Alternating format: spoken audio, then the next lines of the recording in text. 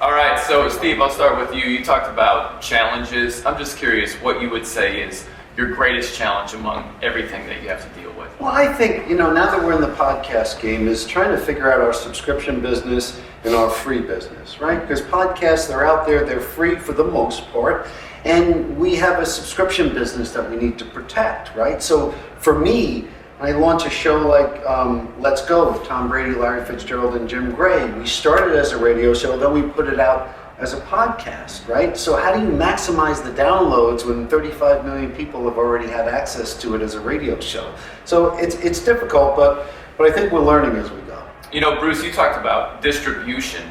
What are some of the hurdles that you have to jump over when you're trying to distribute a show as many places as possible where it can be found? Well, the biggest hurdle really is just the mentality, right? People believe that you're going to bastardize the mothership or you're going to take away from this. And I think what we've learned over time is the more places you are, the more you have a chance to have the secretive buildup of the audience. And so it's getting people just to think in that way, and that being everywhere is valuable because people search and discover in different ways, and they listen through different apps and different platforms. So when they go to use the ones that they use, you need to be there, or you're basically invisible to them.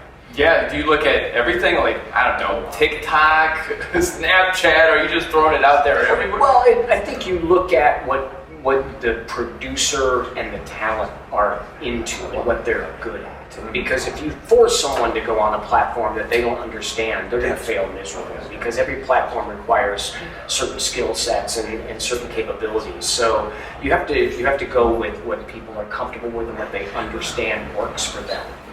How many wins for the Raiders in 22? Well, I'm gonna go 10 wins. We've got a draft coming up. I just think we have a better coach. We have a better GM now. But don't bet on it. Don't bet. I'm going 10 wins. 10 wins. And I'll forget it. Don't take it to the bank. 10-7 isn't a great record, but I think we're going to be better this year than we were last year, and fewer arrests too. Yeah, very nice. Thank you guys. Thank you.